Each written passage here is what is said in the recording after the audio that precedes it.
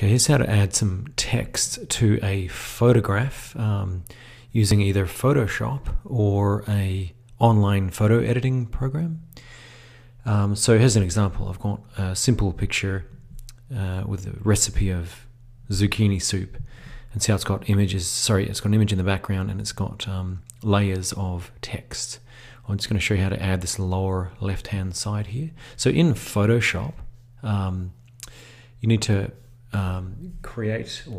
import using File and New, or Open. Open up the image that you want to add text to.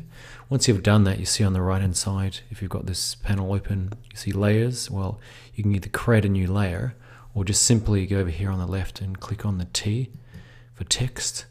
Now, once you do that, you can then adjust anything to do with the text up here. Or if you don't see that, you can click on this little A on the right hand side and you can adjust your text in here.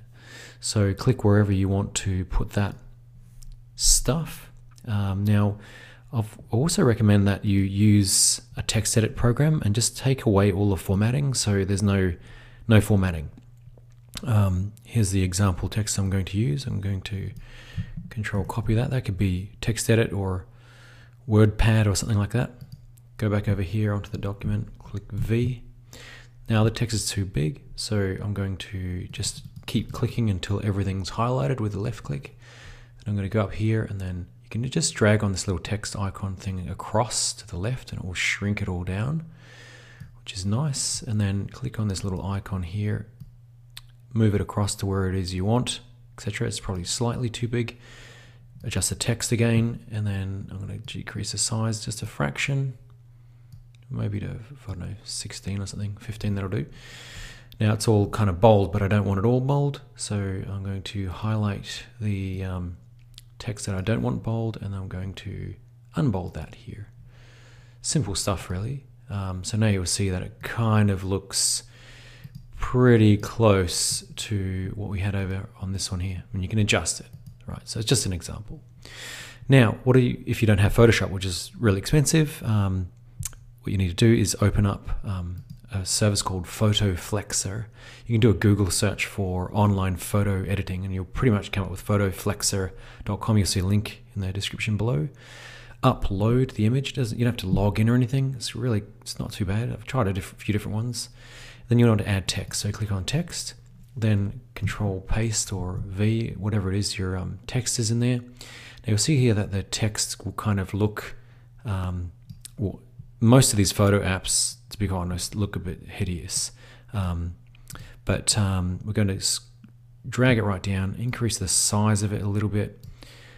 All right, and then you'll see the text in there. Most of the time, though, when I say hideous, they don't use sort of standard fonts off the bat, and some of them can't use standard fonts.